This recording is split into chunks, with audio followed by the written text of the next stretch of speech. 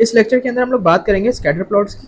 ठीक है, scatter plots basically graphs होते हैं जो कि दो डेटा सेट्स या दो वेरिएबल्स के दरमियान में रिलेशनशिप शो करते हैं हमें। सही है, दो वेरिएबल्स या दो डेटा सेट्स का कोरिलेशन शो करते हैं। ठीक है, आपके पास पॉइंट्स जो है इस तरह क्रॉस फॉर्म में प्लॉट हुए हुए होते हैं।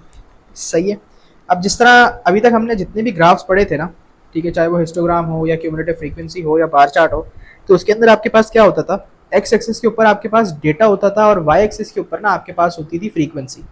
सही है, लेकिन स्कैटर प्लॉट्स में क्या है कि हमारे पास हमारे एक्स एक्सिस के ऊपर डेटा सेट होगा और वाई एक्सिस के ऊपर भी ना डेटा सेट ही होगा। सही, यानी कि दो डेटा होंगे और उनके आपस का रिलेशनशिप होगा। यानी कि फॉर एग्जांपल आपके पास ये हो सकता है, एक एग्जांपल इसकी, कि वाई एक्सिस के ऊपर फॉर एग्जांपल टाइम है और एक्स एक्सिस के ऊपर आपके पास डिस्टेंस आ गया। सही है, ये भी हो सकता है। या ऐसे हो सकता है कि आपके पास फॉर एग्जांपल एक्स एक्सिस के ऊपर स्पीड है और वाई एक्सिस के ऊपर आपके पास डिस्टेंस है। ठीक है, तो आपके पास एक्स और वाई दोनों एक्सिस के ऊपर ना कोई क्वांटिटी ही होगी, कोई ना कोई डेटा सेट होगा, कोई ना कोई वेरिएबल होगा। सही है, ये नहीं होगा कि एक आपके पास डेटा है और दूसरे पे आपके पास फ्रीक्वेंसी है उस डेटा की। सही है, और स्कैटर प्लॉट क्या करेगा, फिर आपको उन दोनों डेटा सेट्स के दरमियान का रिलेशनशिप शो करेगा। सही है, इसका पर्पस बेसिकली क्या होता है हमारे पास, to show one variable changes when the other does. ठीक है, कि जब एक वेरिएबल के हिसाब से दूसरा कैसे चेंज हो रहा है। ठीक है, यानी कि टाइम के हिसाब से डिस्टेंस किस तरह चेंज हो रहा है, या स्पीड के हिसाब से डिस्टेंस किस तरह चेंज हो रहा है, या डिस्टेंस के हिसाब से टाइम किस तरह चेंज हो रहा है। सही है, कि अगर डिस्टेंस बढ़ रहा है तो टाइम में क्या चेंजिंग आ रही है, डिस्टेंस कम हो रहा है तो स्पीड में क्या चेंजिंग आ रही है। सही है, स्पीड बढ़ रही है तो टाइम में क्या चेंजिंग आ रही है, इस तरीके से। ठीक है, दो वेरिएबल्स के दरमियान का आपको रिलेशनशिप शो करेगा। सही है, दूसरा इसका पर्पस क्या है, टू एनालाइज ट्रेंड्स और patterns between the data sets. सही है, यानी कि वही बात हो गई ना कि एक चीज़ बढ़ रही है तो दूसरी कम हो रही है, या एक चीज़ बढ़ रही है तो दूसरी भी बढ़ रही है। ठीक है, क्या ट्रेंड है ओवरऑल, इसको एनालाइज करने के लिए हम स्कैटर प्लॉट्स यूज़ करते हैं। आगे ज़रा बात करते हैं लाइन ऑफ बेस्ट फिट की। ठीक है, लाइन ऑफ बेस्ट फिट जो है ना, बेसिकली आपके पास एक ऐसी लाइन है जो आप अपने स्कैटर प्लॉट पे बनाएंगे, जो कि आपको ट्रेंड शो करेगी, ओवरऑल ट्रेंड। सही है, मैं आपको यहाँ पर मेरे पास तीन ग्राफ्स हैं। सही है, मैं आपको तीन लाइन ऑफ बेस्ट फिट्स बनाकर दिखाता हूँ पहले। सही है, ताकि आपको पता चले कि इसका क्या मतलब है कि वो ट्रेंड शो करेंगे। इसको लेबलिंग कर लेते हैं। फॉर एग्जांपल यहाँ पर डिस्टेंस है, यहाँ पे टाइम है। सही है, इसी तरीके से यहाँ पर हम स्पीड ले लेते हैं, यहाँ पे टाइम ले लेते हैं। सही है, और यहाँ पे टाइम ले लेते हैं और इधर मैं टेम्परेचर ले लेता हूँ।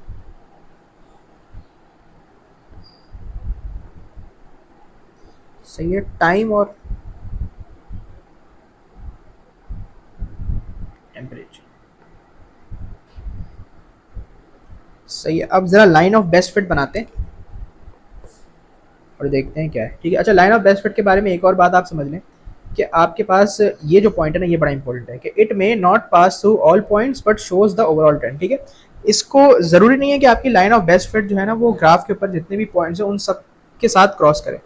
सही है, बस आपके पास जो ओवरऑल ट्रेंड है ना वो नज़र आना चाहिए लाइन ऑफ बेस्ट फिट से। सही है, और पॉइंट्स जो है ना वो आपकी लाइन ऑफ बेस्ट फिट के ऊपर और नीचे ऑलमोस्ट सेम होते हैं। यानी कि अगर आपकी लाइन ऑफ बेस्ट फिट के ऊपर तीन पॉइंट्स हैं तो नीचे भी तीन होने चाहिए, या ज़्यादा से ज़्यादा ऊपर चार हो सकते हैं और नीचे तीन हो गए। ठीक है, या ज़्यादा से ज़्यादा भी ये हो सकता है कि ऊपर आपके पास तीन हो गए, नीचे दो हो गए, या ऊपर दो हो गए, नीचे तीन हो गए। ठीक है, इस तरह से कि ऑलमोस्ट सेम पॉइंट्स होने चाहिए ऊपर और नीचे लाइन ऑफ बेस्ट फिट में, तो ही आपकी अच्छी लाइन बनेगी। सही है, तो लाइन ऑफ बेस्ट फिट बनाने के लिए क्या है, सबसे पहली चीज़ ये है कि आपके पास जो है वो स्ट्रेट लाइन होगी और ऊपर और नीचे लाइन के ऑलमोस्ट सेम पॉइंट्स होंगे। दूसरी चीज़ ये है कि आपके पास जो है ज़रूरी नहीं है कि हाँ हमेशा से लाइन ओरिजिन से ही पास करे। ठीक है, वो ऐसे भी हो सकती है, ऐसे भी हो सकती है, ऐसे भी हो सकती है, ज़रूरी नहीं है कि आप इसको बिल्कुल ओरिजिन से बीच से ही गुजारें। ठीक है जी, ये बहुत इंपॉर्टेंट पॉइंट है। अब तीन ग्राफ जो हमारे पास हैं, इन तीनों की हम लाइन ऑफ बेस्ट फिट बना के देख लेते हैं ताकि हमें अंदाज़ा हो जाए। सही है, पहले वाले में अगर लाइन ऑफ बेस्ट फिट बनाना चाहूँ तो यूँ करके बनेगी, दूसरे वाले में बनाना चाहूँ तो ऐसे बनेगी, और तीसरा मैं बनाना चाहूँ तो यूँ बनेगी। सही है। अब ये जो 3 लाइन ऑफ बेस्ट फिट्स मैंने बनाई हैं, इन 3 लाइन ऑफ बेस्ट फिट से 3 बातें हमें पता चलेंगी। सही है। पहले ग्राफ को अगर हम देखें तो हमारी लाइन ऑफ बेस्ट फिट जो है ना वो ऊपर की तरफ जा रही है, इंक्रीज कर रही है। ये हमें ये बता रही है कि भाई जैसे जैसे हमारा डिस्टेंस इंक्रीज हो रहा है वैसे वैसे टाइम भी इंक्रीज हो रहा है, या जैसे जैसे टाइम हमारा इंक्रीज कर रहा है वैसे वैसे डिस्टेंस भी इंक्रीज कर रहा है। तो ऐसे रिलेशनशिप को हम कहते हैं पॉजिटिव कोरिलेशन। सही है।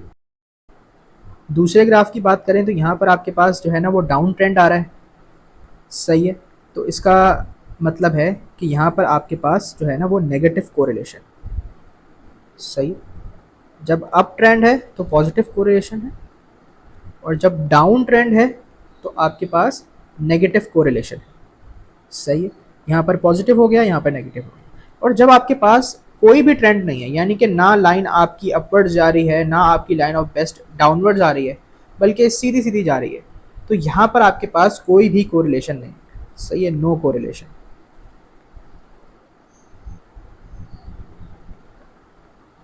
सही है। तो ये 3 ग्राफ से हमें ये 3 तरह की बातें पता चल गई।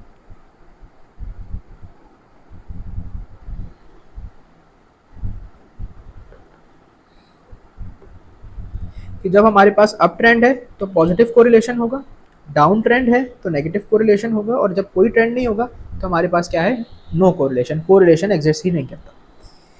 सही है। तो लाइन ऑफ बेस्ट फिट, आपके पास जितने पॉइंट्स ऊपर हैं ऑलमोस्ट उतने ही पॉइंट्स लाइन के नीचे हैं, जितने ऊपर हैं उतने ही पॉइंट के नीचे हैं, लाइन के नीचे हैं। सही। इसी तरीके से ये ओरिजिन से पास नहीं हो रही, यानी कि ज़रूरी नहीं है कि हम इसको जो है ना वो इस तरीके से बनाएं, यूं बनाने की ज़रूरत नहीं। ठीक है, कि यूं जानबूझ के आप इसको ओरिजिन से गुजारने की कोशिश कर रहे हैं, ये करने की ज़रूरत नहीं है। जो ट्रेंड है उसके हिसाब से आप लाइन बना सकते हैं। ठीक है, बस ध्यान ये रखना है कि आपके पास number of points above and below the line are almost equal. सही है। तो ये आप इसको जितना अच्छा करेंगे तो उतनी ज़्यादा आपकी accurate line of best fit बनेगी। अब हम जो है ना वो ज़रा अपने स्कैटर प्लॉट्स या स्कैटर डायग्राम्स के लिए ना पास पेपर्स देख लेते हैं। ठीक है। सवाल में कह रहे हैं कि when walks for exercise the scatter diagram shows the distance for 10 walks and the time each walk takes. सही है। आपके पास एक स्कैटर डायग्राम गिवन है 10 वॉक्स के लिए। अब आपके पास y एक्सिस के ऊपर टाइम है और x एक्सिस के ऊपर डिस्टेंस है। ठीक है, दोनों एक्सिस के ऊपर आपके पास क्वांटिटी है। ऐसा नहीं है कि ये x एक्सिस के ऊपर क्वांटिटी हो और यहाँ पर उसकी फ्रीक्वेंसी। सही है। तो ये टाइम और डिस्टेंस के दरमियान का रिलेशनशिप शो कर रहा है ये स्कैटर डायग्राम आपके पास। सबसे पहले वो कह रहे हैं कि write down the type of correlation that the scatter diagram shows. ठीक है। अब आप देखें कि हमारा जो ग्राफ है वो ऊपर की तरफ जा रहा है, हमारे पास यहाँ पर अप ट्रेंड है। तो अप ट्रेंड में हमारे पास पॉजिटिव कोरिलेशन होती है, तो आप लिख दें पॉजिटिव कोरिलेशन। सही है। पार्ट बी में कह रहे हैं draw line of best fit. ठीक है, लाइन ऑफ बेस्ट फिट के लिए क्या करना है, हमें एक ऐसी लाइन बनानी है जिसके ऊपर और नीचे पॉइंट्स जो है वो ऑलमोस्ट इक्वल हो और वो ओवरऑल ट्रेंड को रिप्रेजेंट करे। तो इस तरीके की कुछ लाइन बन सकती है।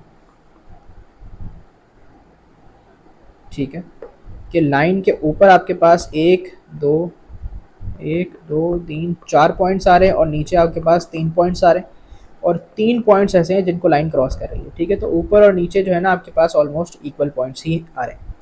तो ये आपके पास बन गई लाइन ऑफ बेस्ट फिट।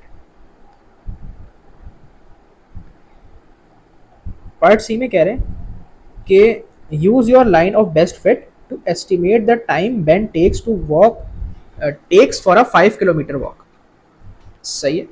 तो आप देखें 5 किलोमीटर हमारे पास ये रहा, और हमें अपनी लाइन ऑफ बेस्ट फिट से टाइम बताना है। तो 5 किलोमीटर से हम अपने लाइन पे जाएंगे और यहाँ पे जाके एक्स एक्सिस की वैल्यू देख लेंगे। तो ये मेरे पास आ रही है 58। सही है। तो मैं लिख देता हूँ 58 मिनट्स।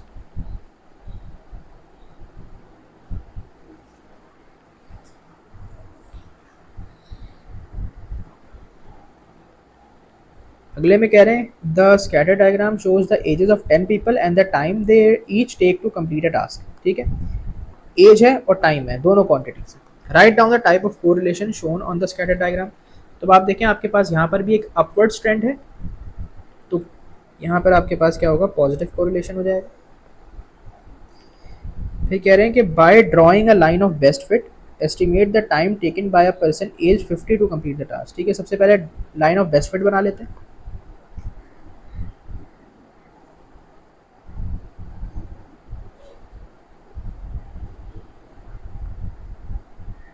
सही है, यहाँ पर आपके पास लाइन के ऊपर 3 पॉइंट्स आ रहे हैं, लाइन के नीचे आपके पास 4 पॉइंट्स आ रहे हैं। सही है, और बाकी 3 पॉइंट्स लाइन को क्रॉस कर रहे हैं। ये आपके पास लाइन ऑफ बेस्ट फिट एक बन गई कि लाइन के ऊपर और नीचे ऑलमोस्ट सेम ही पॉइंट्स हैं आपके पास। अच्छा, फिर वो कह रहे हैं कि estimate the time taken by a person age 50 to complete the task. ठीक है, तो एज 50 हमारे पास ये रही। हम इस 50 से अपने ग्राफ पे जाएंगे, अपनी लाइन ऑफ बेस्ट फिट के ऊपर जाएंगे और एक्स एक्सिस की वैल्यू चेक कर लेंगे। तो ये हमारे पास आ रही है तकरीबन 0.17। ठीक है, 0.17 या 0.16 लिख सकते हैं। ठीक है, तो मिनट्स के अंदर है, सही है, 0.16 मिनट्स।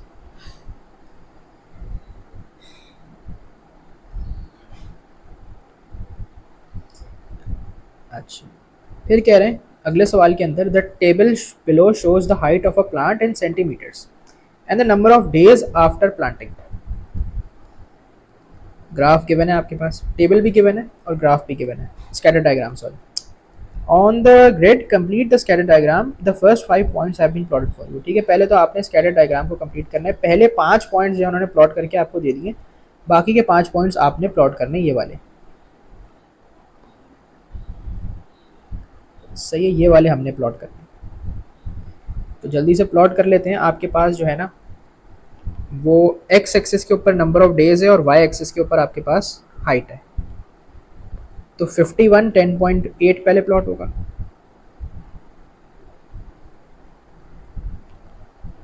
अच्छा, अब आपके पास 40 और 60 के दरमियान में आ जाएगा 50, ये होगा 52। इसके बिल्कुल बीच में आपके पास क्या होगा, 51। 51 और 10.8। सही है, तो 10.8 ये रहा।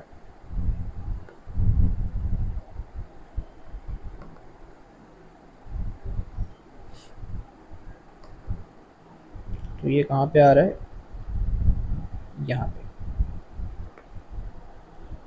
सही, क्रॉस लगा दें।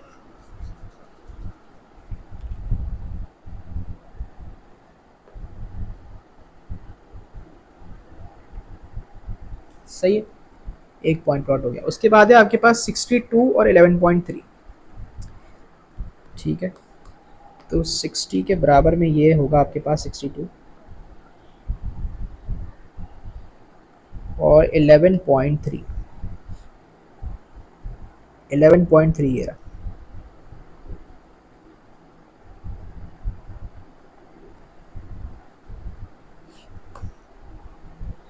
सही है, तो 62 और 11.3 ये आ गया। फिर 68 एंड 11.4। तो 68 होगा ये और 11.4 जो है वो इसके बिल्कुल ऊपर होगा 11.3 के।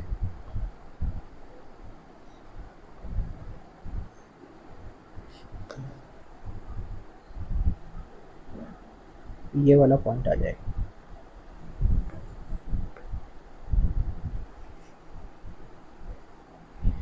फिर 73 और 11.8 है।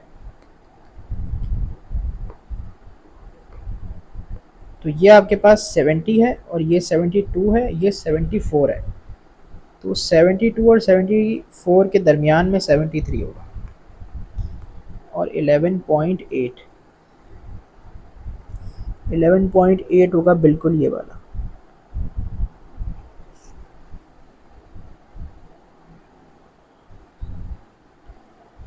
सही है, तो 73 और 11.8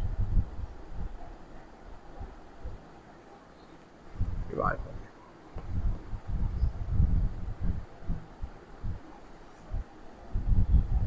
72, ये थोड़ा सा इधर आए यहाँ, ये 73 और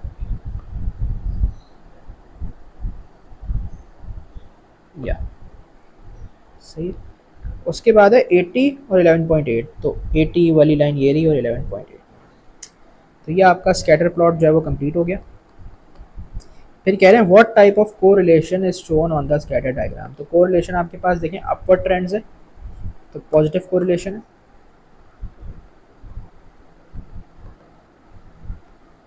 लाइन ऑफ बेस्ट फिट बनानी है, बना लेते हैं जल्दी से।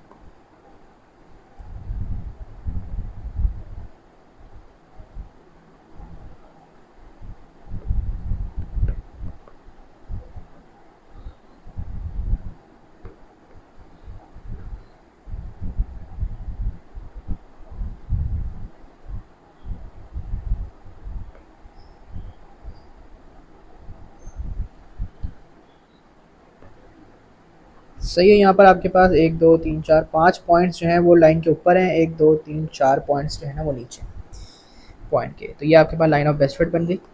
फिर कह रहे हैं कैन द पार्ट डी में कह रहे हैं can the scatter diagram be use to predict the height of this plant 100 days after planting, give a reason for your answer. सही है, वो कह रहे हैं क्या 100 days का हम प्रिडिक्ट कर सकते हैं, तो इसका आंसर होगा no, because we only have data for 80 days। ठीक है, जब हमें डेटा ही खाली 80 days का गिवन है तो हम 100 days का कैसे कर लें प्रिडिक्ट। सही है, तो नहीं कर सकते। द नंबर ऑफ स्टेप्स, अगला सवाल है the number of steps taken by 12 people to walk 100 meters was recorded. The scattered diagram shows the height of these people and the number of steps they took. सही है, number of steps Y axis पे, X axis पे height. कह रहे हैं what type of correlation, तो correlation क्या है, डाउन ट्रेंड है तो नेगेटिव कोरिलेशन हो जाएगा। लाइन ऑफ बेस्ट फिट बनानी है,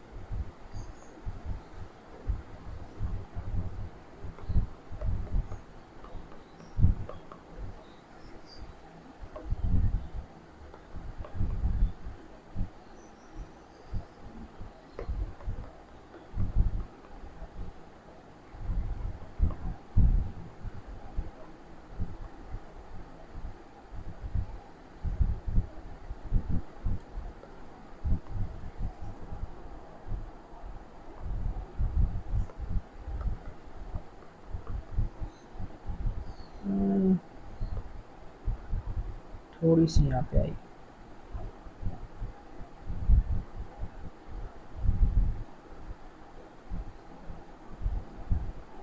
बस सही है।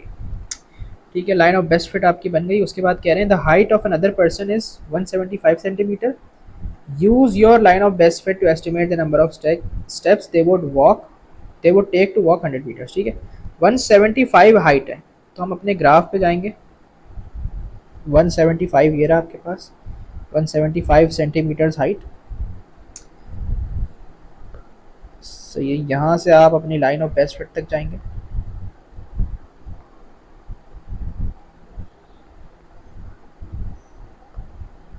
और एक्स एक्सिस के ऊपर अपनी वैल्यू चेक कर लें, नंबर ऑफ स्टेप्स की क्या आ रही है, तो ये हो रही है 138। सही है, 175 सेंटीमीटर हाइट वाला बंदा 138 स्टेप्स लेगा 100 मीटर वॉक करने के लिए।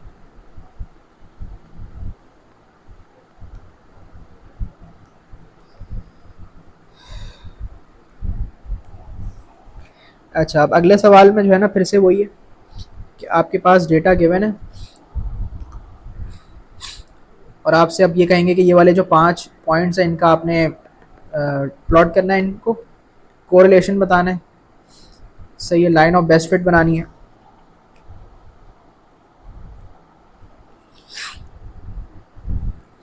और उसके बाद फिर वही चीज़ है कि 7.6 के ऊपर आप जाएंगे एक्स एक्सिस पे और अपनी वाई की वैल्यू चेक कर लेंगे। सही है, तो ये उसी टाइप का सवाल है, तो मैं इसको फ़िलहाल स्किप कर देता हूँ। ठीक है, कुछ नया सवाल आएगा तो फिर बताता हूँ। सही है, ये भी सेम सिमिलर क्वेश्चन है, वही सेम क्वेश्चन है इनके अंदर भी।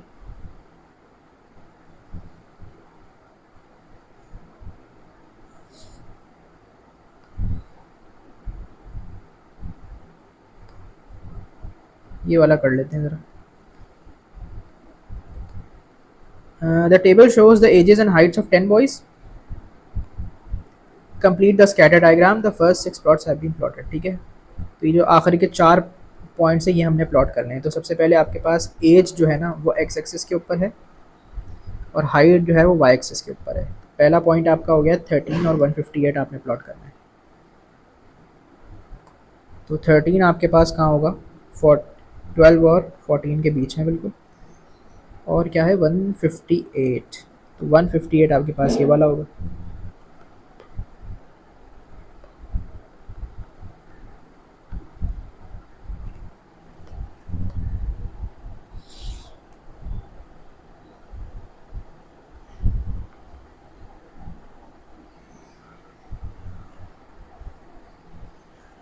फिर है 17 और 175। 17 होगा 16 और 18 के बीच में बिल्कुल, और 175 होगा 180 और 170 के बीच में।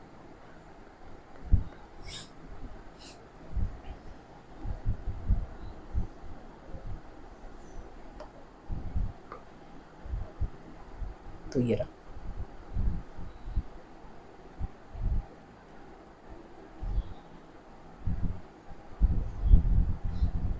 उसके बाद 13 और 150 आपने करना है। सही है, तो 13 अभी हमने किया था, 150 पे मार्क कर देते हैं। फिर आपने करना है 16 और 160। सही है, तो ये आपका स्कैटर डायग्राम कंप्लीट हो गया। लाइन ऑफ बेस्ट फिट बनाने को बोल रहे हैं, बना लेते हैं जल्दी से।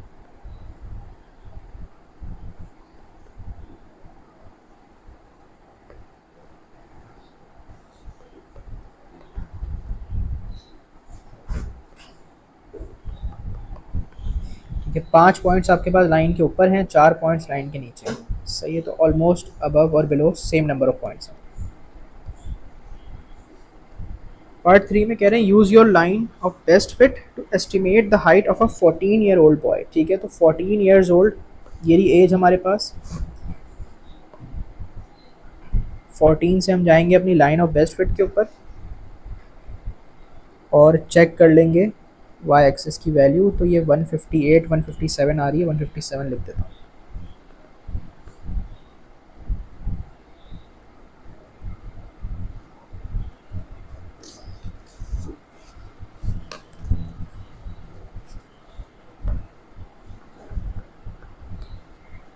अच्छा, Simon is 22 years old, explain why your line of best fit should not be use to estimate his height. सही है, वो कह रहे हैं कि भाई साइमन जो है वो 22 साल का है, तो आप अपनी लाइन ऑफ बेस्ट फिट क्यों नहीं यूज़ कर सकते उसकी हाइट एस्टिमेट करने के लिए। भाई इसलिए नहीं कर सकते कि हमने जो लाइन ऑफ बेस्ट फिट बनाई है ना उसके अंदर मैक्सिमम एज जो है वो 18 ईयर्स है। ठीक है, तो हम बोलेंगे because we do not have data for above 18 years. ठीक है, 18 साल से ज़्यादा का डेटा ही नहीं है, मैक्सिमम ही 18 साल तक का डेटा है, तो 22 साल वाले की हाइट कैसे हम बता सकते हैं। अच्छा, पार्ट बी है, आपके पास हाइट और फ्रीक्वेंसी गिवन है। सही है, ग्रुप डेटा की फॉर्म में। The table summarises the heights of 180 girls in year 7 of a school. ठीक है, work out the percentage of girls who are taller than 145। सही है, 145 से टॉलर गर्ल्स कौन सी वाली होंगी, तो 145 से टॉलर ये वाली होंगी, 145 से 150 की रेंज में और 150 से 160 की रेंज में। ये वाली क्या होंगी 145 से टॉलर होंगी।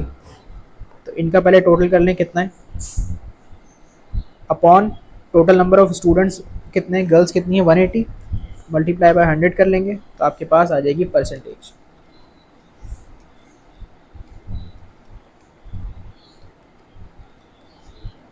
पेपर 2 का सवाल है, कैलकुलेटर इस्तेमाल कर सकते हैं। 47.7%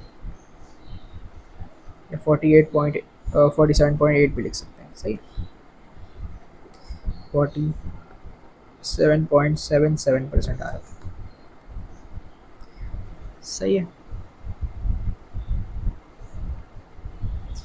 फिर कह रहे हैं कैलकुलेट एन एस्टिमेट मीन, वो आता है कैसे, sum of F X upon sum of F करके, जिसके अंदर एफ आपकी फ्रीक्वेंसी है और एक्स आपके पास होता है आपका मिड पॉइंट, सही है। आपकी क्लास इंटरवल्स का आप मिड पॉइंट निकालते हैं, वो आपके पास एक्स होता है, और फिर आप अपने एफ एक्स को मल्टीप्लाई करते हैं तो आपके पास एफ एक्स का एक कॉलम बन जाता है, सही है। फिर तमाम एफ एक्स का sum upon the sum of frequencies करेंगे तो एस्टिमेट मीन आ जाएगा, ये आप लोग खुद कर लीजिएगा।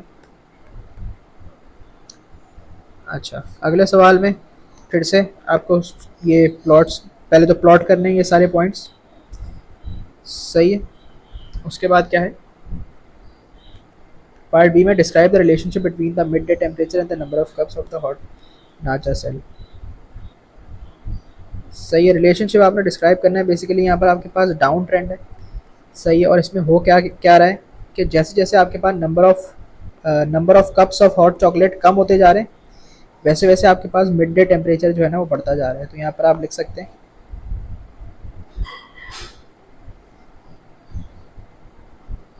Mid day temperature increases as the number of cups of hot chocolate decrease, ठीक है। जैसे जैसे number of cups of hot chocolate आपके पास डिक्रीज होते जा रहे हैं, वैसे वैसे आपके पास मिड डे टेम्परेचर आपका इंक्रीज होता जा रहा है। लाइन ऑफ बेस्ट फिट बनानी है, उसके बाद आपने 17 डिग्रीज के ऊपर रीडिंग बतानी होगी बेसिकली, ठीक है, कि 17 डिग्री सेल्सियस के ऊपर आपके पास वाई एक्सिस की वैल्यू क्या है वही पूछ रहे हैं।